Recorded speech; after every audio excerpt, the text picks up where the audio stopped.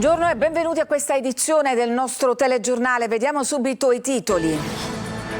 Parcheggiatore abusivo ucciso a coltellate a Catania nei pressi di Corso Sicilia. L'omicidio al culmine di una lite con un extracomunitario che si è dato alla fuga. Quinta notte di fuoco a Catania, colpi in aria al quartiere di San Giovanni Galermo, sparatoria anche a Paternò, 2 giovani feriti. Parla il procuratore capo di Catania Curcio. Si contendono le piazze di spaccio, pochi milionari, gli altri carne da macello. Il sindaco Trantino: la città non appartiene a questi personaggi. Picchiato ferocemente nel suo studio, grave un medico di Saponara in provincia di Messina. 30 anni fa il suocero, anche lui medico, era stato ucciso da un paziente. Dopo la chiusura del sito sessista indagano le procure, aperta una class action di donne oggetto di commenti offensivi. Ma chi sarà chiamato a pagare? Al forum di Ragalla Renato Schifani rompe il silenzio e parla a tutto campo, dalle vicende interne a Forza Italia allo scontro con Salvini, ma sulla Tardino nessun passo indietro. Musica e impegno con Fiorella Mannoia da Agrigento, il suo appello dal palco: basta alla strage di bambini a Gaza. Calcio, stasera torna in campo il Palermo, si fa male Bardi, esordio tra i pali per Coronen. Inzaghi in sala stampa dice: non voglio passi indietro. Calcio, Catania impegnato oggi pomeriggio a Cava dei Tirreni, panchina per il neoacquisto Caturano per il mercato, in partenza d'Andrea Alpineto e Frisenna al Siracusa.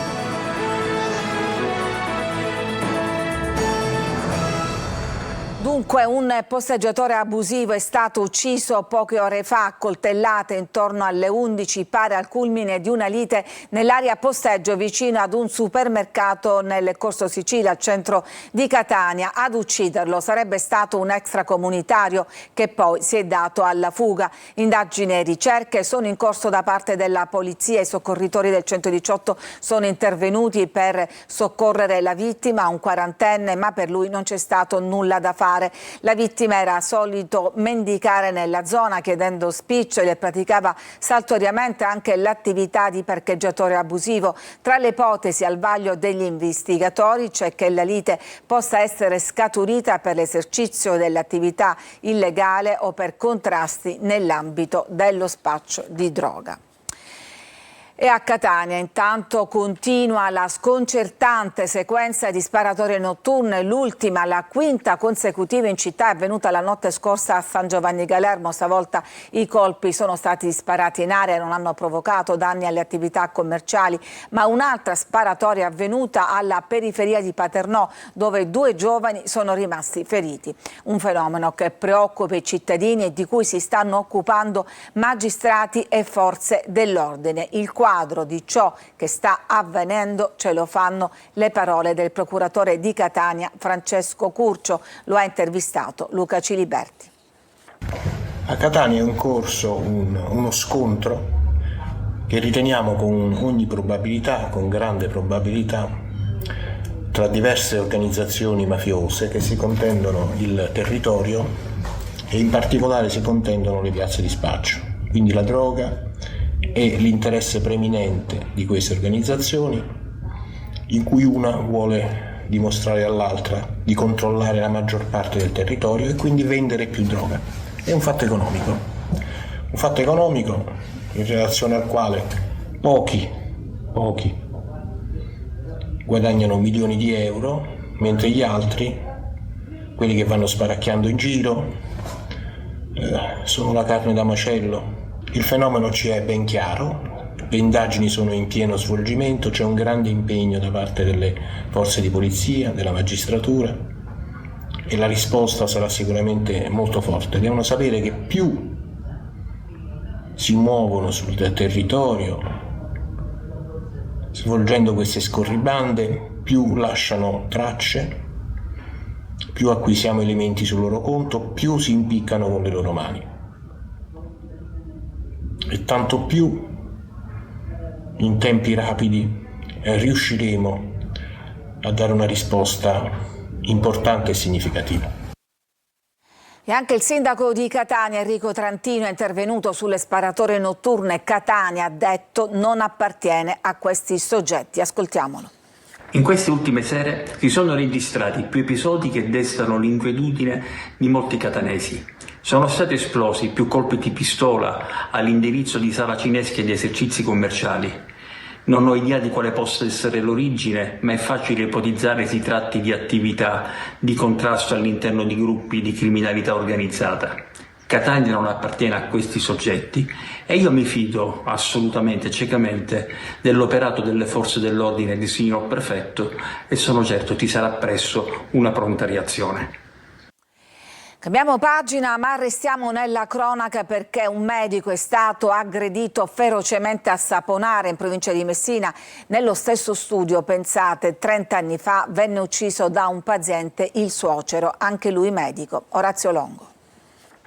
E caccia all'uomo a Saponara nel Messinese per cercare di capire chi possa essere l'aggressore del dottor Aldo Panarello. Tra le ipotesi anche quella che non esclude il fatto che non si tratti di persona del luogo ma di qualcuno venuto da fuori paese. L'uomo, che avrebbe agito mezzo nascosto dalla visiera di un cappellino calata sul volto, sarebbe stato incrociato da alcune persone ma non sarebbe stato riconosciuto. Lo stesso dottor Panarello non lo avrebbe riconosciuto durante l'aggressione subita nel suo studio medico, che si trova in una via centrale di Saponara.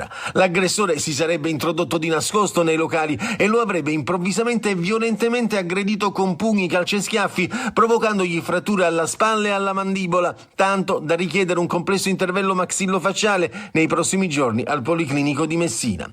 Da capire il perché di un'azione del genere, i carabinieri di Messina stanno visionando le telecamere di videosorveglianza della zona. Lo studio medico è lo stesso che l'1 agosto del 1995 fu teatro di un'altra aggressione al dottor Vittorio Meli, suocero di Panarello, ucciso da un paziente convinto di una cura sbagliata.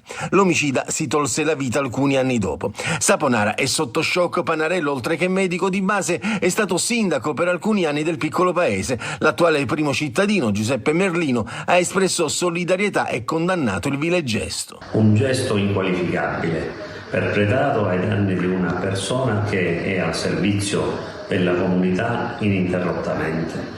Spero che le forze dell'ordine che stanno svolgendo le indagini riescano ad assicurare alla giustizia il colpevole di questo inqualificabile, ripeto, gesto. Siamo vicini al dottore. E veniamo adesso alla vicenda del sito sessista che pubblicava foto di donne a loro insaputa. È stato chiuso, adesso indagano le procure. Le donne oggetto dei commenti hanno indetto una class action, ma ci si chiede chi pagherà. Sentiamo Eva Spampinato. Non si può cantare vittoria. La chiusura del sito sessista che pubblicava foto rubate di donne, incluse giornaliste, attrici e politiche, senza il loro consenso, non implica automaticamente che gli artefici di questi reati verranno puniti. L'interpretazione della normativa di riferimento distingue tra hosting provider attivo e passivo. La differenza della responsabilità del provider passivo è che, essendo un canale immediato, automatizzato, senza un ruolo del mediatore, non incorre immediatamente in responsabilità, ma la sua responsabilità potrà essere configurata solo successivamente alle segnalazioni sia degli utenti sia delle competenti autorità, e solo in quel caso anche l'hosting provider può essere ritenuto responsabile. Per risalire alle vere identità di provider e utenti che fomentavano la violenza sessuale digitale, parlando dei corpi delle donne come oggetti o peggio ancora come pezzi di carne su cui poter immaginare di fare le cose più disgustose, occorre tempo e occorrono denunce dettagliate. Le procure sono al lavoro, così come la polizia postale. Anche qui a Catania abbiamo ricevuto alcune denunce di questo tipo. La denuncia tempestiva dà l'opportunità agli investigatori di intervenire tempestivamente per la rimozione del contenuto e per l'identificazione degli autori. Il sito pica.net esisteva da 20 anni e c'era chi denunciava almeno dal 2019. L'amministratore, un italiano che vive in Bulgaria, il fatturato oltre 1 milione di euro all'anno. Ma il meccanismo di scatole cinesi rende ancora più difficile risalire ai colpevoli che potrebbero incorrere in vari reati. Dalla diffamazione alla violazione della privacy, revenge porn, al vilipendio delle cariche dello Stato. Mentre da Milano parte una class action contro Facebook guidata dall'avvocato Bernardini De Pace, chiudere i gruppi purtroppo non ferma la violenza online, occorre rafforzare l'educazione di base.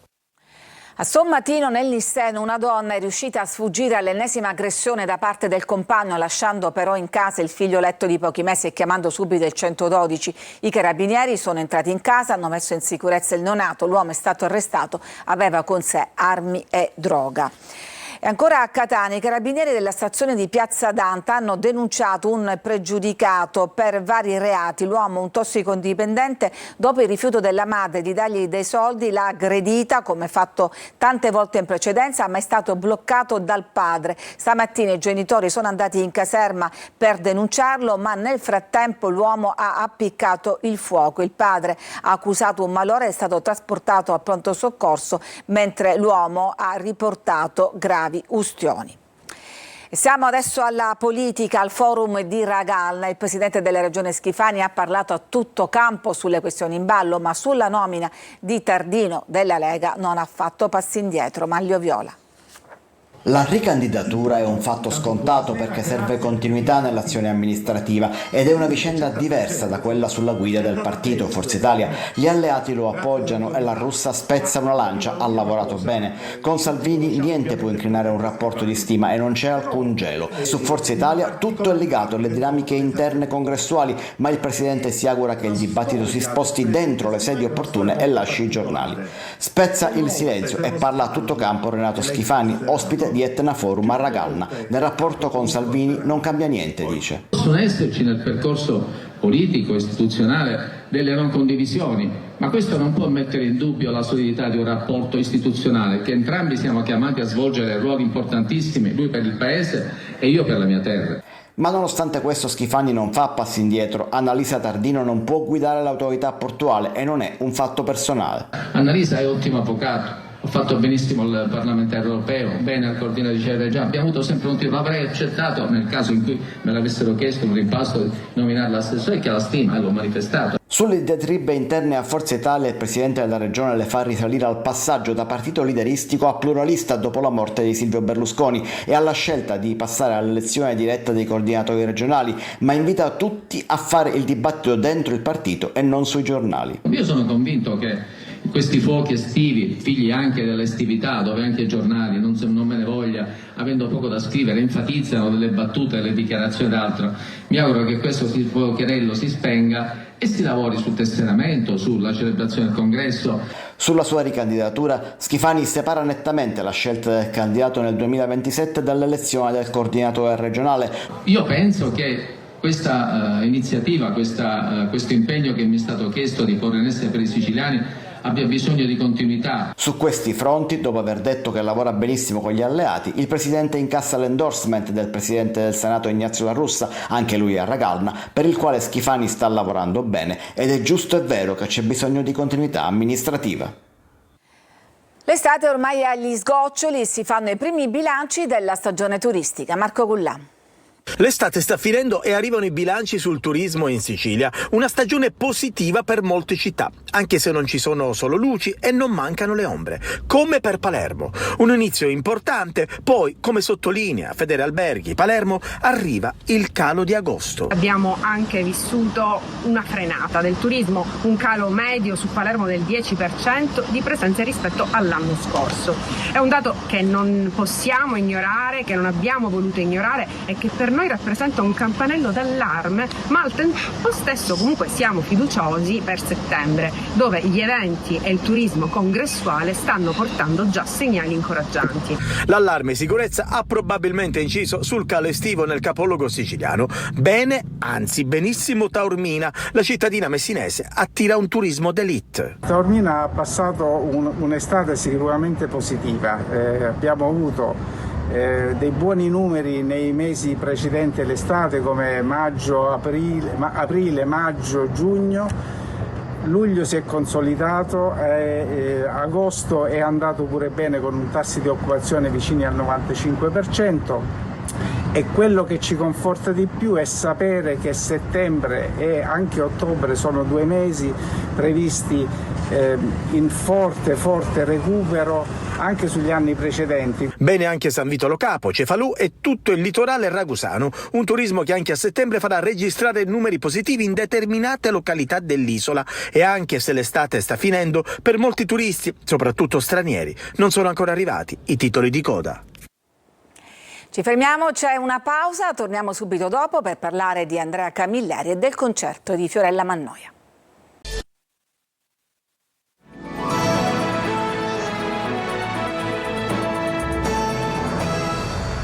A 100 anni dalla nascita di Andrea Camilleri, a Scicli e Sampieri si racconta uno degli autori più amati della letteratura contemporanea, Veronica Barbarino.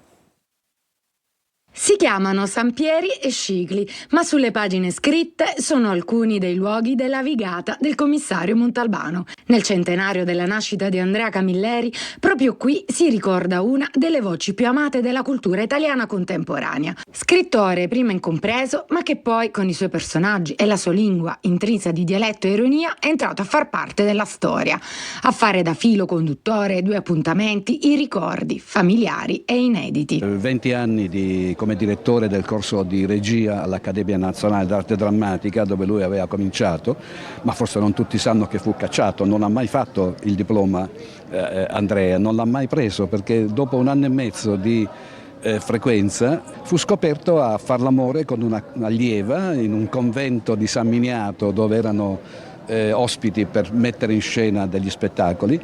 Furono beccati e fu punito, fu cacciato. Orazio Costa, il suo professore, sapendo qual era la genialità di questo allora giovanissimo Camilleri, se lo tenne, diventò il suo assistente e poi è diventato il suo successore. A parlare dell'autore del commissario Montalbano anche chi in TV ha dato il volto a uno dei personaggi più amati della serie, l'ispettore Fazio. Tantissime scene a cui sono molto legato, una è quella di un film in cui il personaggio di Fazio quasi non c'è perché viene rapito, però si parla di lui tutto il tempo. Ho capito attraverso le reazioni degli altri, di Montalbano, di Augello e di tutti gli altri, di quello che era l'affetto che lega questi personaggi. Curiosità e frammenti poco noti quindi per ricordare un uomo che con la sua penna è diventato straordinario. E adesso la musica e l'impegno per Gaza di Fiorella Mannoia, ieri sul palco della Live Arena d'Agrigento. Davide Sardo. A te che mi dicevi, ma tu dove vuoi andare che non... Un concerto che resterà nella memoria. Fiorella Mannoia ha conquistato la Live Arena di Agrigento insieme all'orchestra Saverio Mercadante di Altamura, diretta dal maestro Rocco De Bernardis. Brani immortali del suo repertorio e omaggi ai grandi della musica italiana, da Cocciante a Bertoli, hanno acceso l'entusiasmo del pubblico. Che non si muore per amore. È una gran bella verità. Non solo musica, prima de Il peso del coraggio, la cantante ha rivolto un pensiero al dramma del Medio Oriente. A Gaza si muore di fame, anche l'ONU finalmente si è accorta di tutto questo, si muore di fame, sono morti 20.000 bambini, è una strage di bambini. Allora io dico fermate Erode, fermatelo. Perché quelle povere anime di Dio non hanno colpa di nulla di quello che è successo e qui mi pare che non parla nessuno. Poi il richiamo al lavoro della fondazione Una Nessuna 100.000 e il grido forte contro la violenza sulle donne. Dimmi, dimmi, mio Signore, dimmi che tornerà. L'uomo mio difendi dal mare, dai pericoli. 2 ore di emozioni da Caffè Nero Bollente a Che sia benedetta, da Selli a Il cielo d'Irlanda. Un viaggio intenso e appassionato che si è concluso con la voce di Fiorella Mannoia a ringraziare il pubblico di Agrigento in piedi per un lungo applauso. Io conosco la mia vita e ho visto il mare e ho visto l'amore vicino. Ci fermiamo, c'è ancora una pausa e poi torniamo con una ricca pagina sportiva.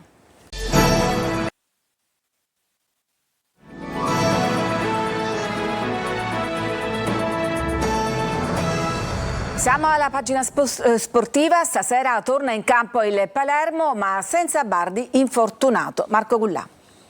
La maledizione della porta rosanero, dopo Gomis anche Bardi si fa male, ne avrà per circa 2 mesi ed ecco che oggi nel match contro il Frosinone al Barbera il Palermo schiererà Joronen. In 4 partite, compresa l'amichevole con il Manchester City, Inzaghi si troverà costretto a schierare quindi un nuovo portiere, il terzo per l'esattezza. Stasera alle 21 però in un Barbera che sarà quasi tutto esaurito, il Palermo non cerca alibi, serve una nuova vittoria per continuare la marcia. Non voglio passi indietro.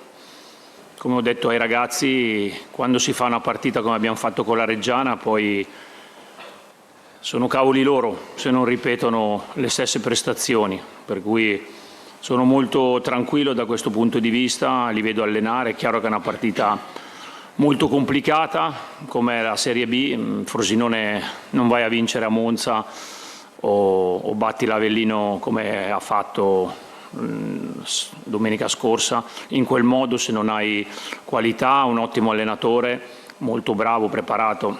Difficile ma comunque match alla portata del Palermo. Inzaghi in avanti non cambia, poi Giampaolo sarà supportato da Brunori e Giasi. In difesa torna Peda, panchina per Diachité. Sulle corsie esterne conferma per Augello e Pierozzi. Frosinone con Raimondo, unica punta. Fischio d'inizio alle 21. Il Catania è impegnato oggi pomeriggio a Cava dei Tirreni, in panchina il neoacquisto caturano. Sergio Colosi. Il neoacquisto Salvatore Caturano parte dalla panchina con la possibilità di entrare a gara in corso. È la novità della vigilia del Catania, atteso oggi con inizio alle 18 dalla trasferta di Cava dei Tirreni. Nella lista dei 23 convocati mancano lo squalificato Guaini e gli indisponibili Di Tacchio, Luperini e Rolfini. Con Caturano d'ausilio e altri big, la panchina potrebbe essere nella seconda parte un fattore determinante. Il mercato rossazzurro in partenza da Andrea Alpineto e Frisenna al Siracusa ha regalato qualità e scelta a Toscano, che per Cava preferisce la continuità dopo il brillante 6-0 ai giovani del Foggia. Intoccabile il modulo, confermati gli uomini, 3-4-2-1 con Dini in porta, Di Gennaro centrale di difesa con Gherardi e Celli ai lati, nel centrocampo interni Aloi e Corbari, esterni Casasola e Donnarumma, sulla tre quarti Jimenez e Cicerelli con Forte più avanzato. La cavese, formazione costruita per la salvezza,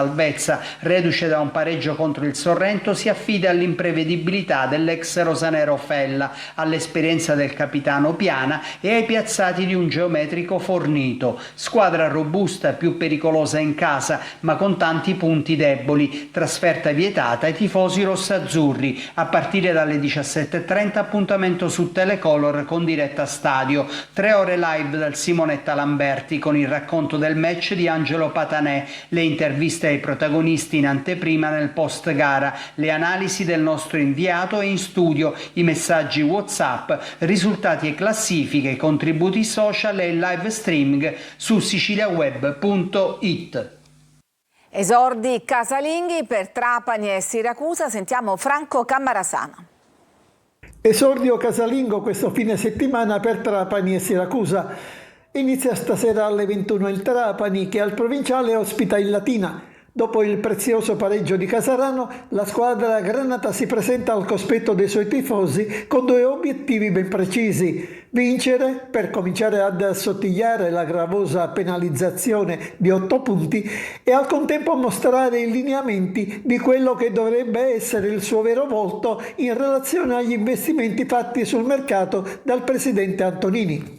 Finora si è visto ben poco in verità e stasera contro il Latina è l'occasione buona per togliersi i veli e mostrare la sua vera identità sul piano del gioco. Per l'occasione Aronica, che riproporrà il 3-4-2-1, non avrà in difesa l'infortunato Nicoli, ma non gli mancano le alternative, Salines e Stramaccioni, i 2 candidati. A Siracusa tornano a risplendere finalmente domani sera i riflettori del De Simone. Tifosi azzurri pronti a riempire lo stadio per l'esordio casalingo in Serie C della squadra di Marco Turati. Sarà un Siracusa diverso di quello visto a Salerno, squadra rinforzata in settimana con l'arrivo di giocatori importanti, primo fra tutti l'attaccante Molina, è pronto a fornire una grossa prestazione contro il Monopoli. Sarà assente lo squalificato Limonelli. In compenso tornano disponibili Guadagni e Damian. È tutto per questa edizione, grazie per averci seguito, vi auguro buon pomeriggio.